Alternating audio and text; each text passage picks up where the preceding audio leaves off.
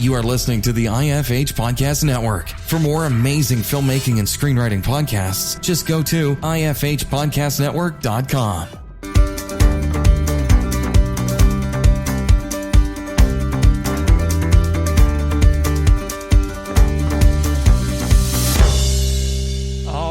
Welcome to the Successful Screenwriter Podcast, where we discuss anything and everything screenwriting. Here we interview successful screenwriters and filmmakers to find out just what it takes to make it in the industry.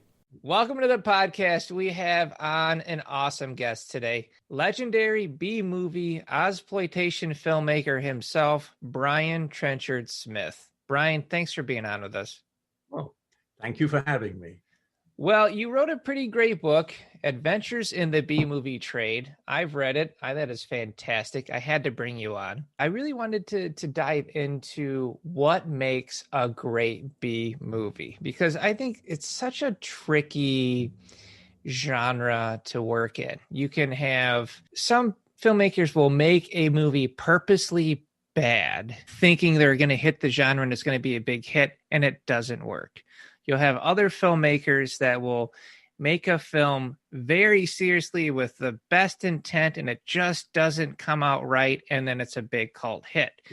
But that's not the approach you took. You dove into this genre to almost work through, I would say, an absurdist kind of parody as far as some of the sequels for like the old Leprechaun movies would go.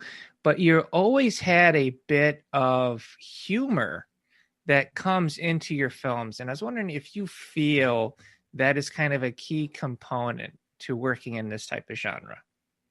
Yeah. I mean, like the Donald O'Connor song, make 'em laugh, make 'em laugh, make 'em laugh. Perhaps because a primary influence on my life was initially the Goon Show on radio. And then, the various BBC radio shows like Round the Horn and Beyond Our Ken. And then, and those writers like Barry Took and Marty Feldman went on to, other satirical shows. So I kind of grew up on satirical British humor. And it stayed with me all my life. So I would say that my films, both celebrate and satirize the genre tropes that are their foundation stones. And I try to sort of push, the envelope of absurdity just a little bit here and there, and in the case of Leprechaun in Space, sort of go wildly out into space with it, but my films tend to be a little on the sort of slightly overripe stage, and I suppose it's. You might call some of these films cheesy, but some cheese is really rather delicious. And I try to make a ripe camembert from time to time. I mean, I have to admit, I love those films. So I grew up going to the video store every weekend, and I'd go and I'd rent 3 or 4 films, and I ended up renting pretty much all of Blockbuster at one point. And so when like a Leprechaun 3 or 4 would come out, I would rent them. I'd rent them alongside any big drama hits that would come out.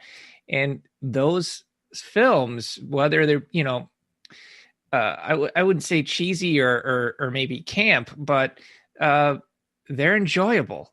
I still remember them to this day, and think back on them fondly, because they are what they are. They are fun, and I don't see any issue with trying to make a film that is fun while bringing in an almost Monty Python type of satire, which I think is an essential part of filming. And if that is the formula that you've used over your long career, I mean, obviously it's worked.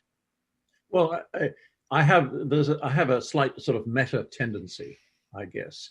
I am, both enjoying the genre tropes. I'm commenting upon them a little bit by pushing the envelope of absurdity just a touch or a great deal, depending upon, so that the viewer can enjoy the film much as I enjoy a film. I when I watch a film, I want to step into the screen and join the participants, both in the story. Right. And I think everyone who watches drama does that. You identify with one of the central characters, and you imagine yourself undergoing the trials and obstacles. Kind of becoming immersed in the so the you film. become immersed in the story, but at the same time, I would step into the screen and want to become immersed in the making of the story. To me, maybe it's a sort of strangely schizoid mind that I have, and I can simultaneously enjoy a really good story, a serious film, where you're being told that you're watching a true story, you're watching reality, or a heightened reality at least, but then I can still enjoy the mechanics of how it is made and how the mood is created. When the music is affecting my enjoyment of a scene, part of my mind is saying, I really enjoy that music, and that music is working because the combination of the violins and this, that, it is working on my emotions, and that's good. And whereas sometimes the music, that's not a good piece of music. Right. It's part of. I'll tune it out slightly, but I'm filing it. So you find yourself filmmaking and kind of critiquing other films as you're watching them. Yes, and you'd think that would spoil my enjoyment, and maybe it would spoil other people's enjoyment, but I can completely have both my brains working on the film at the same time. Well, I think that's interesting. I have the same issue with screenwriting. So if I'm watching a film, I'm automatically breaking down all the beats. And in fact, when I first got into screenwriting, my wife warned me. She said, I know how much you love movies, and if you start doing this, you're going to ruin movies for yourself, because you won't stop analyzing them, because I know how you are. And she was pretty much right. But I can tell you this: if I watch a film and I'm not analyzing it, that's a hell of a film, because it's drawn me in. Yes. Yeah. I find that there'll always be a tiny percentage of my consciousness, and certainly my subconscious, that is analyzing the film. But it doesn't, but I can still admire it enormously and enjoy where it has transported me to. Yeah. Well, you had mentioned how you like to bring a bit of humor and comedy to your films. And I can tell you, by reading your autobiography, Adventures in the B Movie Trade, you have a very sharp wit, sir. Absolutely hilarious. I don't tend to read a book and laugh out loud, except that I was cracking up for a good section of your book, because you are able to present situations of your life in such an honest yet hysterical way. Well, life is engagingly absurd, I think, and the only way to look at it, you either got to laugh or cut your throat. Well, that's a good point. I think, look, I'm fortunate. I've had a very lucky, privileged life, and I somehow got into, I got into the profession that I wanted to be in from the age of 13, and lucked out. And by 20, I was in full-time work and have never looked back. Now, of course, in my age has required me to be put out to pasture. So, I still think I have stud value, and I could certainly create some more interesting beasts if I was put to work. But when you get close to 75, people think you might fall apart any moment. And I'm still, until COVID, I was still fencing competitive epee. You're a fencer. You know, my son is a fencer.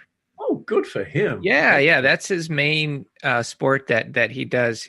He does saber. Okay. Yeah. So he's a little bit more of an aggressive type, right? The saber guys are aggressive. I'm very aggressive. I'm a very aggressive épée fencer. I attack, but yeah. a lot of my attacks are feints to draw you out. But and I have height and I have length of arm. I use too much upper body strength, not enough with the fingers. But God, good when you get that point of the blade and the blade bends on your opponent's chest. That is awesome. Nice. So I came 9th in the U.S. Nationals for the over 70s in a thin.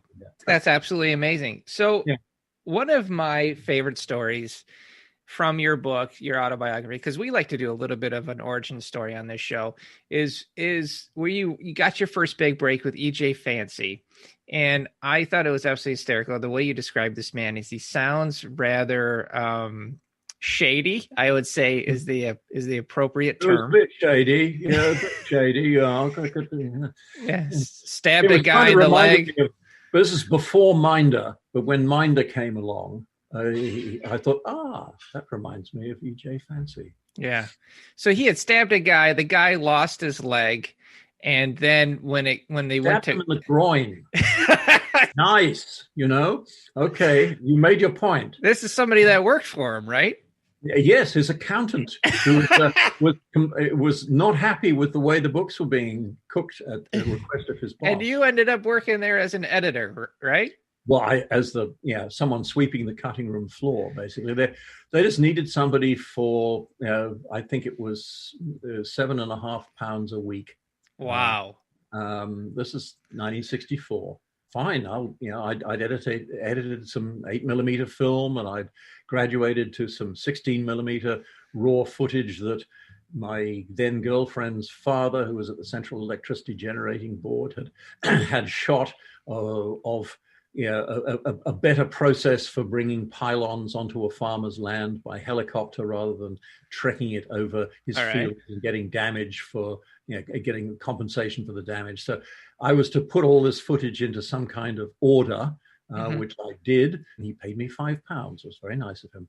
And then I could say I could edit 16mm film. Right. Of course. But I made a plausible case as a sort of 18-year-old saying, I want to get in the business and I'll do anything. And so he took me on, and I started the next week. And mainly a lot of things I had to do was to take out censor cuts from various films. To make like a rating so that the film can be released. In those days, the U certificate. I'm going back into the Stone Age here, and I don't know whether any of your listeners are sort of familiar with what British censorship was like in the 50s and 60s. Well, it was very conservative. Very conservative. Yeah. But they were, there were still restrictions on nudity, and certainly any nudity involved in a sexual situation. They were allowed to. You could import these nature films, things like "Naked as Nature Intended," where people were sort of playing, nudists in the nudist colony were playing badminton with carefully positioned. And they called that a nature film? Yes. And they would release it theatrically? Yes, because it was new. That's crazy. The strange thing was you could show women's breasts on the British cinema screen, provided they were native breasts, or they were engaging in the legal natural pursuit of naturism, which is to walk around in the somewhat chilly British summer. My goodness. Wearing nothing at all. And the camera would always find a discreetly placed potted palm that would obscure the nasty bits. And you were brought in to edit that so that they could have theatrical releases. Yeah. And then E.J. Fancy would just have you put it all back in anyway after. Well, yeah, I mean I remember a film called Scorching Sands, which was originally made under the title of Scheherazade, and it was part of the Scheherazade story. Gerard Barret and Anna Karina. a big French production, dubbed into English, 170 millimeter print for West End and a bunch of 35 millimeter prints. The British censor said the whipping scene where Gerard takes the lash instead of Anna, reduced the 12 lashes to 3. So I duly reduced the 12 lashes to 3, though I think 1 or 2 more lashes sounded over. But it's the on-screen lashes that were the problem. Right. And then having done that, the print was then submitted to the BBFC. It said, okay, thank you. You've done the cuts, good. It's now got a U certificate for general exhibition. And it would come back and say, okay, now put them back in. And that's what you would send to theaters, the uncut version. Thought, well, good. I mean, frankly, I kind of enjoyed the whipping scene, with all 12 lashes. It was, you really sensed the man's pain and the sacrifice that he was making to prevent this woman being, horribly whipped. And he was a big, tough crusader, and he could take it. As a young boy who liked movies that pushed the envelope, I kind of applauded that. And how old were you? 18. 18. So at 18, I mean, eventually you left there, right? When did you start your own production company? How old were you? Goodness. I was 26, just going 26 with your own production company. Well, you got to get started sometime. That's amazing. It's impressive. And so where did that lead into the Ozploitation, going to Australia to take advantage of the film incentives, the tax incentives? There were no incentives when I went there. I went there at 19, I turned 20 on the ship to Australia. And by a series of great coincidences, I happened to be in the right place at the right time. I happened to just barge into a TV station and say, hey, I want to meet the personnel manager because I've just come from England. I've got this reference of my abilities as in film editing, which I had written myself. It was a forged reference.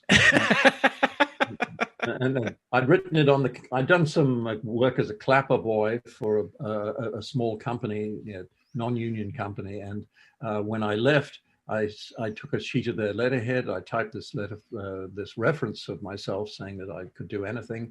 Then I took it to the boss and I said, I'm going to Australia. Would you mind signing this? Because it'll help me get started down there. Did he read it or did he just sign it? He read it and he signed it. He liked me. I was a brash kid. Nothing has changed. I think that's something that right now you need to be a filmmaker is you need that almost hubris to get out there and forge your path. I mean, at 26, you created your own production company. It's amazing. I think hubris is my middle name. Well, and sometimes that's brought me undone. But you have to have chutzpah. You have to you have to get to the front of the queue as much as you can. So I blundered in, and as lo and behold, they actually did. So, oh, well, wait a moment, and I was ushered into this guy's office, and the story is told in the book. But he had a traumatic experience recently by being held up at gunpoint. Wow. in the very same office that I was visiting him when they robbed the payroll there. But none of this I knew when I saw him, but it just so happened there was an opening for an afternoon newsreader. I was auditioned for that, but I had my plummy British accent was not really what they wanted on Australian afternoon news at Channel 10. But at the same time, they just lost someone from the news editing department. And I said, well, I can do that. And after 2 years of making variety shows and a variety of things, gotcha, dramatized documentaries, that's how I made I slipped into the production stream. I was self-taught and naturally amazing. No film school experience. No.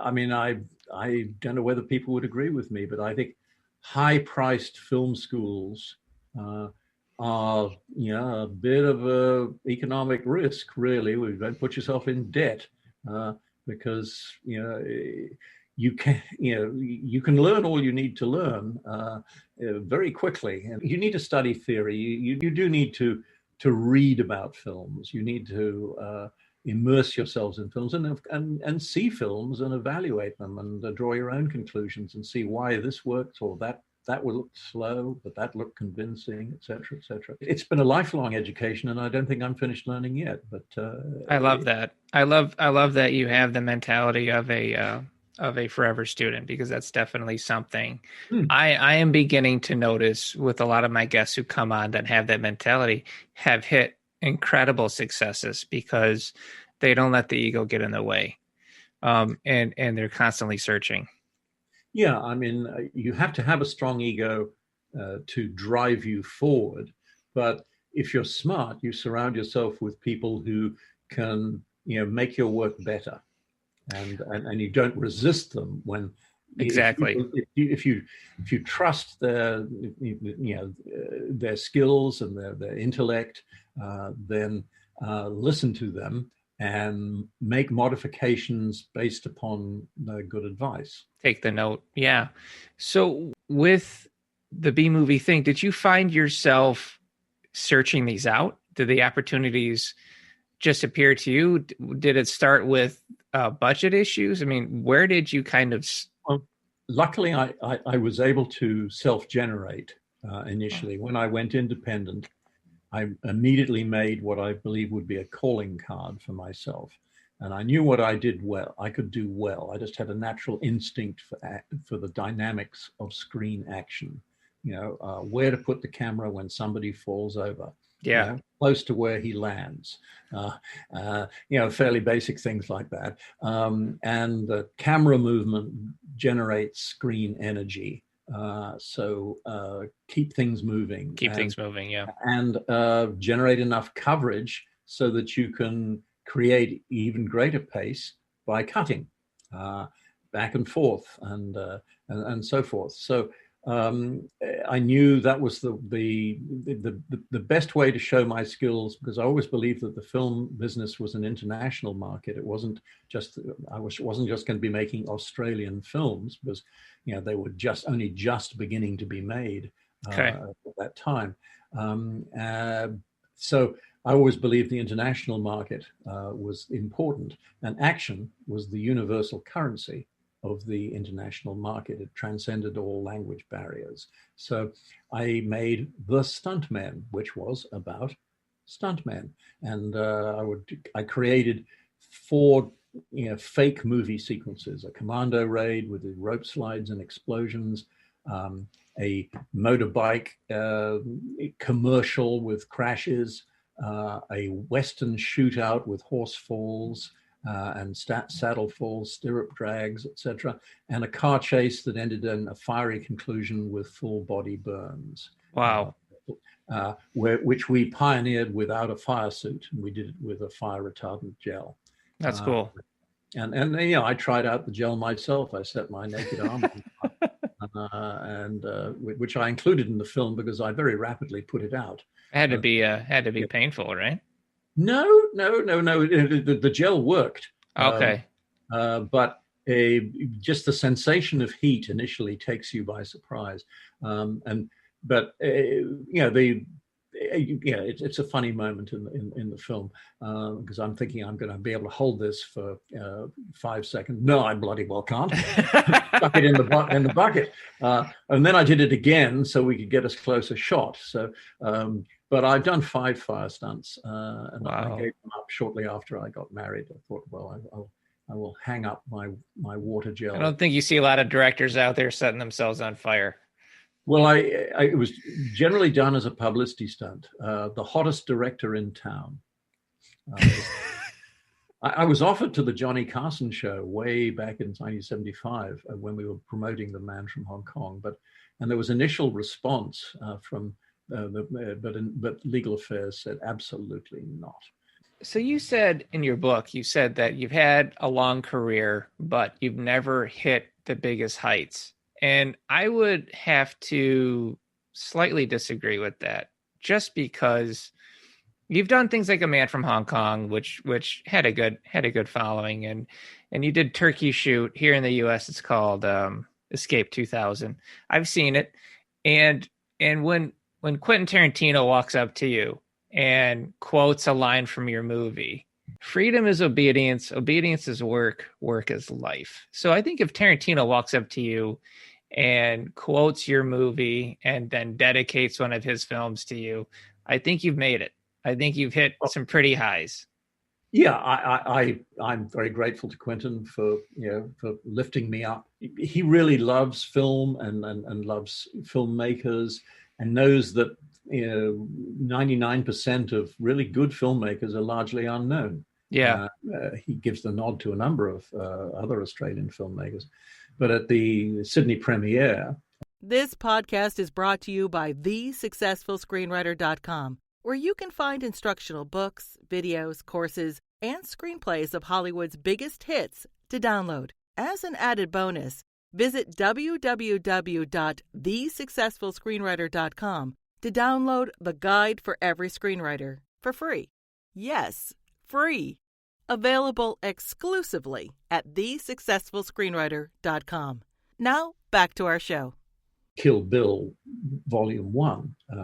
He said, and all the local glitterati of the Australian film industry were there at that premiere. And he said, well, I'm going to dedicate this film to, one of my favorite films, favorite Australian films. And you could wonder ripple of interest in the audience. Is it mine? Is it mine? Is it mine? Right. And I dedicate it to Turkey Shoot. And there was a visible murmur of, from the glitterati. And he then went on to say, if you don't like Brian Trenchard-Smith's films, you're not going to like this film, so you can off right now. That's fantastic and validating. I mean, I've watched Turkey Shoot, and it was a really interesting Orwellian type of B movie, and there's a scene where a guy gets this man beast gets rammed by a bulldozer and split in half. Yes. And I was reading about it in the book, and I start laughing immediately. And my wife goes, "Why are you laughing?" And I say, "Well, it says here that in the special effects, they stuffed his pants full of lunch meat." Well, we had leftover lunch meat and plenty of tomato ketchup, and we were a low budget production. So it works. Yeah, it works. The traveling pants were filled with with what was available, and and we jerked the bottom half of his trousers with piano wire. A wildly absurd moment. You could have played that scene for sort of really nasty, sadistic detail. The slow crunching of the bulldozer blade through the body, the howls of pain, etc. You could play it in that kind of, let's say, quasi torture porn of intensity, and I some of those sequences can be really effective. But I was operating on a level of black humor. And it came off. It matched the tone of the film. Yeah. So when he gets cut in half by the bulldozer, what does his owner say? Oh, Grant. Yes. I mean, I would say that under the circumstances. Yeah. And then doesn't miss a beat and picks up a rocket launcher. That's the way these things should be done. Yeah. Yeah. So, I think it works. So I just take it and push it just a little bit further, but I don't go so far as to do a direct wink at the screen. Yeah. So that's what I want to ask you. I mean, taste-wise, how do you not push it too far where it's like, okay, now this is just silly and lose the audience, I mean, it's got to be a fine line there. Yes. And you could say that, for some people, I pushed it too far in Leprechaun in Space. I was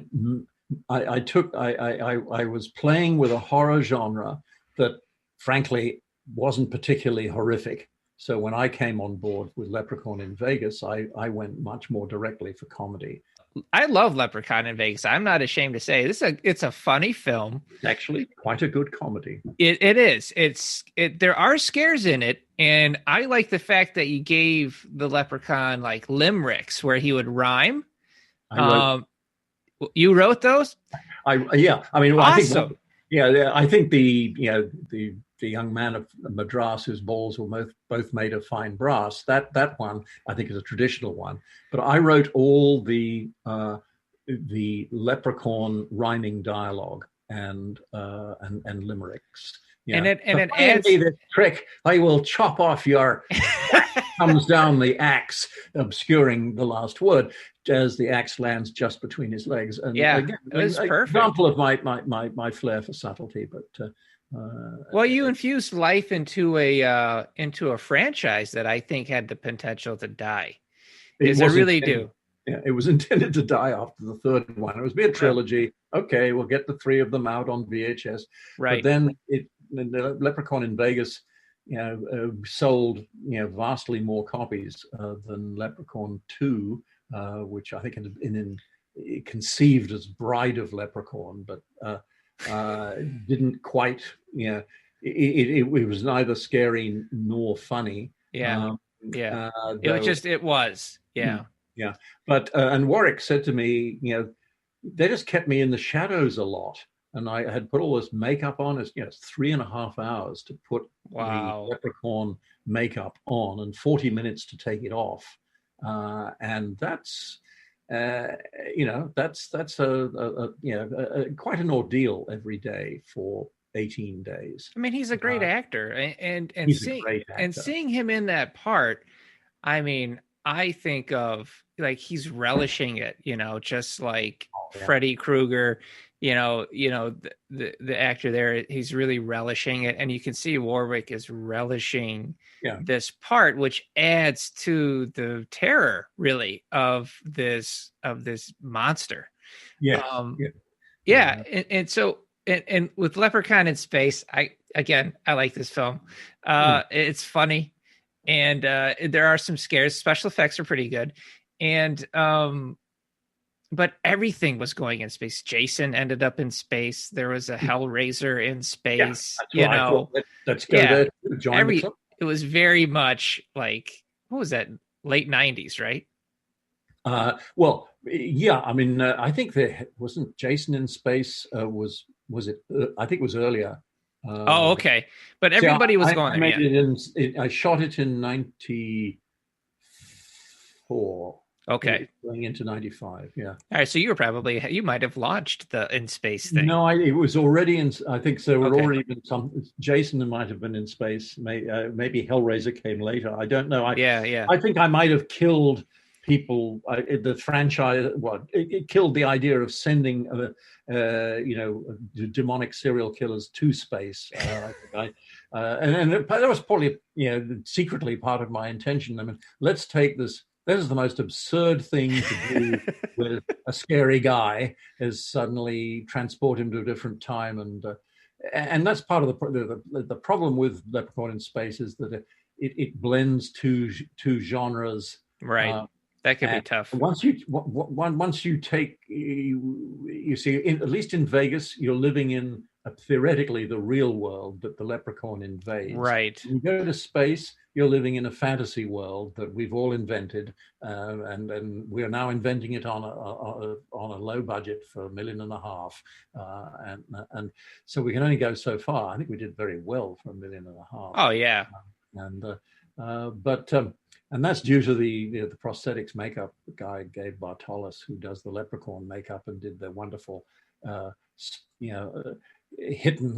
mitten spider fusion of spider and fly. And that couldn't have been cheap. And then you did, but you did some old tricks too. You had like forced perspective and stuff like that to make him look like he was really tall, which I thought was cool. But obviously, it didn't kill the franchise because they went with Leprechaun in the Hood and stuff like that. So it was obviously kept going. But I was into it.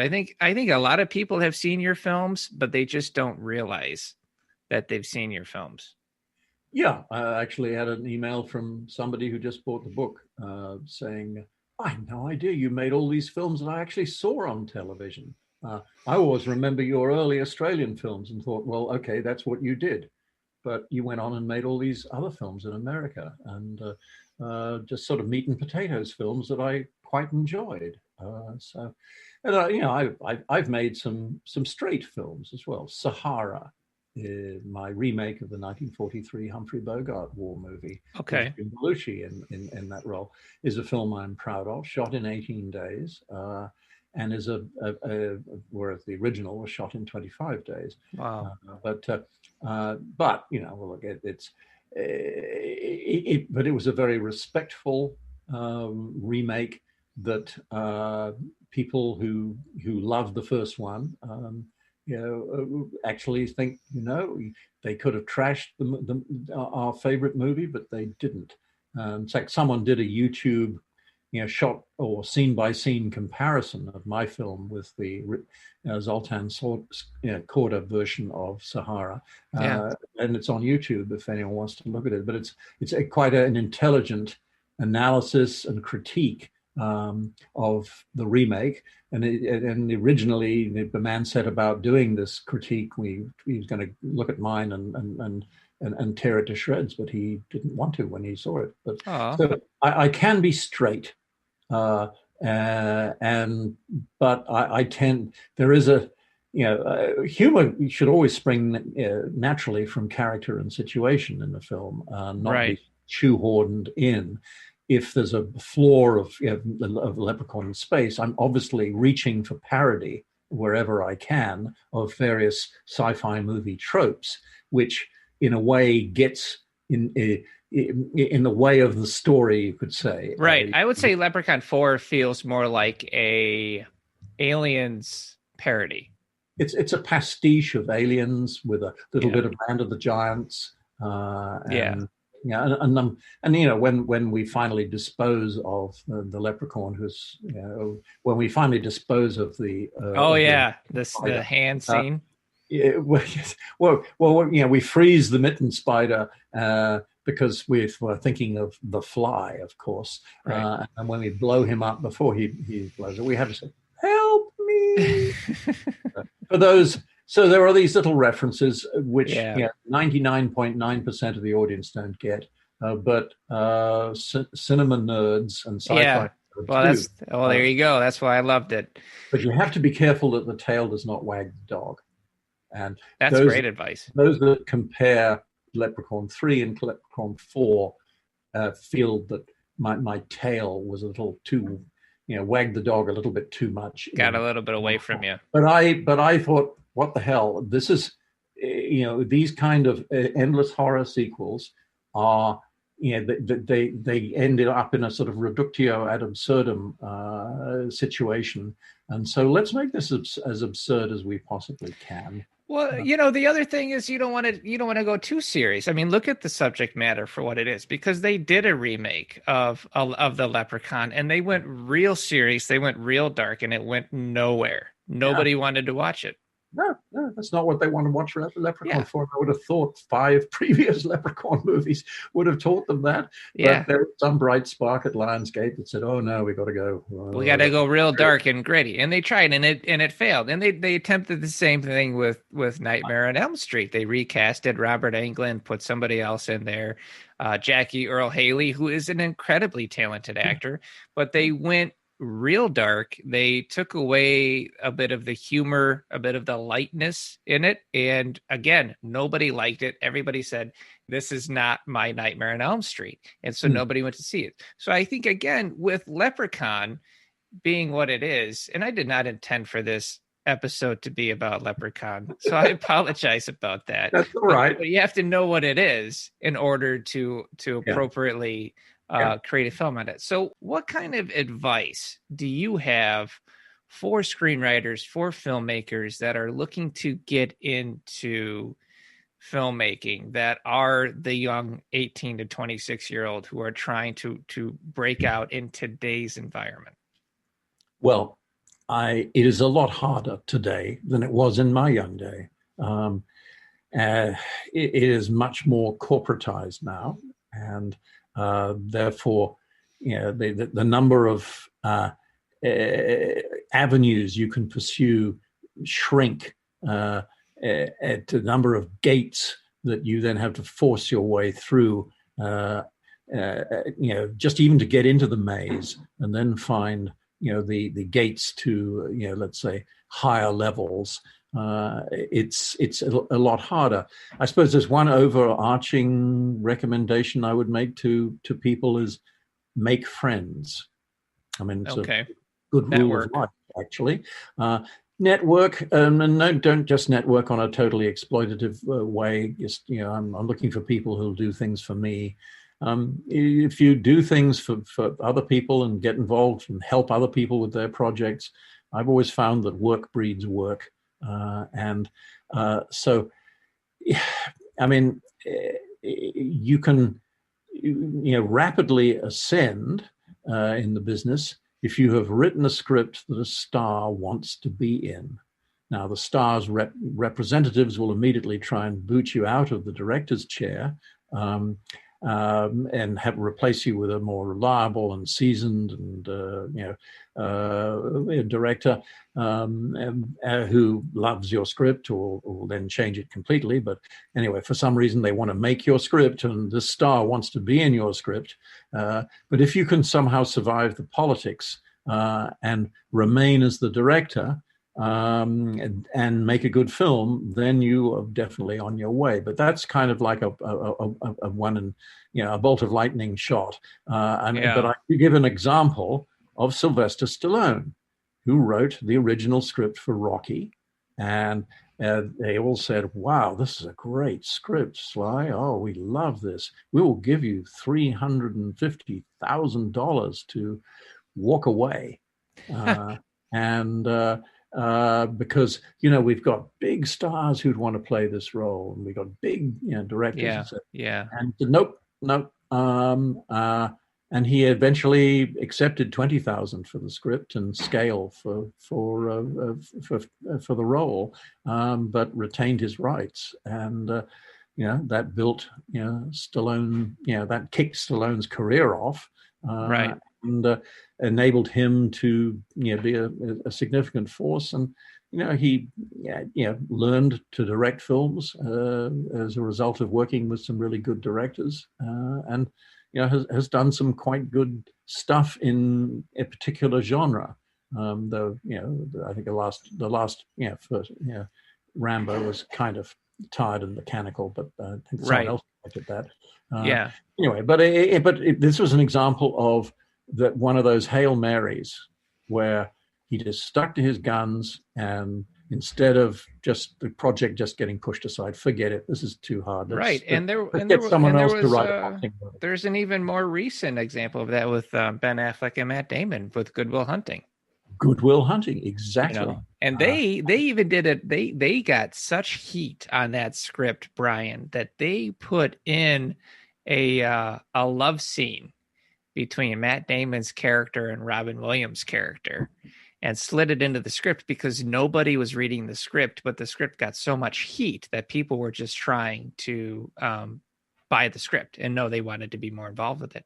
So one of the executives read the script and said, "I really like the script, but I don't understand this love scene."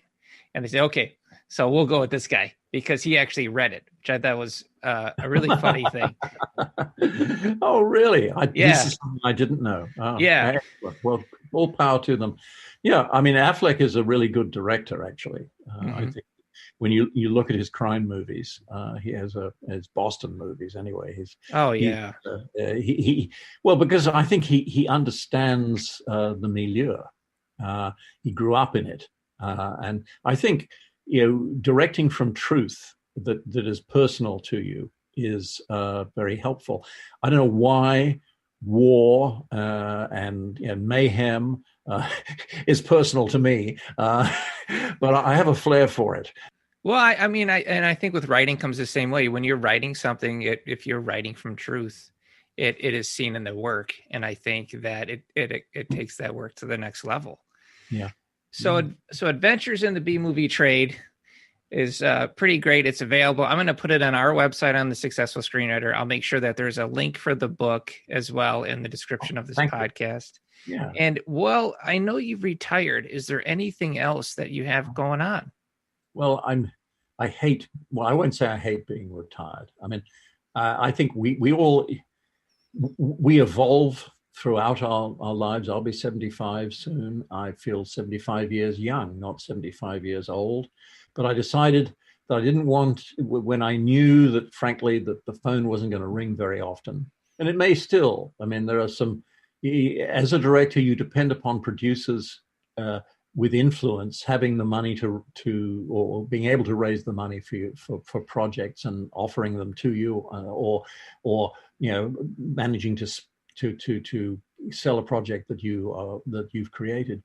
And I have created a wonderful Euro crime potential miniseries, but it could be a movie called Blowback, which producer is trying to find money for. But with COVID and the right evolution of theatrical onto streamer as a change in the fundamental business practices now that are going on.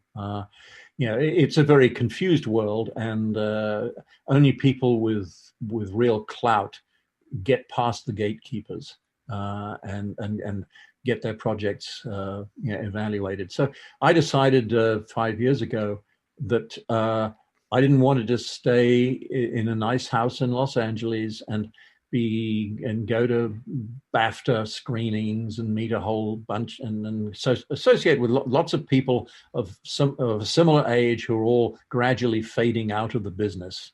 And I didn't want to be just sharing old war stories the whole time. I thought, well, what about a new adventure? My wife and I like adventures. We've had adventures all over the world. So we decided, let's forsake mid-city Los Angeles for rural Oregon, well water, surrounded by a forest, and feed the deer and the squirrels and the birds, and maybe concentrate on writing. So I wrote my first novel, Alice Through the Multiverse, which was cool. Adapted from a screenplay that I had initial success with, was optioned twice for good money, but we could never get Scarlett or Kira or any of the 20-ish femmes du jour to sign on. We could never get a distributor. So it just, the options lapsed and languished. And eventually I thought, no, it's nibbling at my liver still, and I want this story told. So I will tell it in prose. Wonderful. So I wrote Alice Through the Multiverse, and it got a little bit of attention as a self-published novel, that it could be maybe a series. And a big company took a look at it, but they ultimately couldn't get a showrunner who would take it over that were of sufficient wattage. So it looked hopeful for a while. But I wrote a 9-page outline as to how it could go 3 seasons. But they I don't know whether they ultimately really read my outline, but they did consider the book for some time. So I did that, and then I thought, right, I will write. While I can still have a memory, I will write my memoirs not as a hooray for me book, but as a portrait of an era that is now past. And COVID was the coup de grace in a way to that that era. And it could be maybe a little bit of a sort of reference table, instruction manual to young filmmakers. Here's how I said about it in totally different circumstances to what you are now going to find yourself when you try and break into the business. But there are lessons to be learned, mistakes I made, judgments I should not have made, judgments that I should have made and worked out. So here it is, warts and all.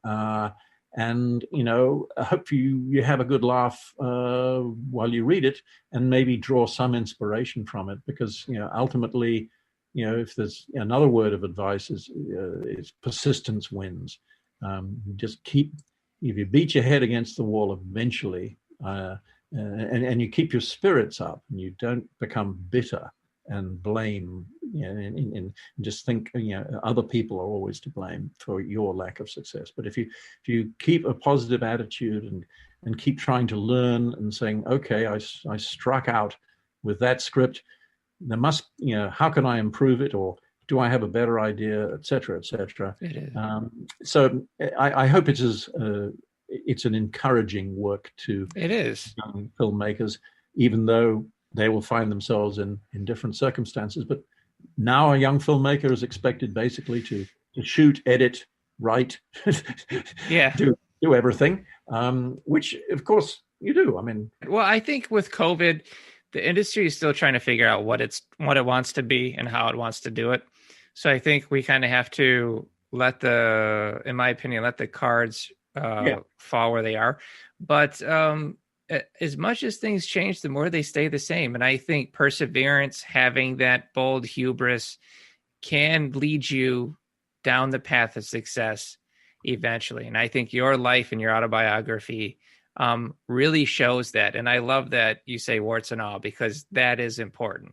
So I just wanted to thank you again for being on this show and sharing your stories. Yeah, it's been a pleasure. Thank you very much for having me, and your listeners for lasting this long. Thanks for listening. If you enjoyed this episode, please subscribe and share in your social media, where you can tag us at The Successful Screenwriter.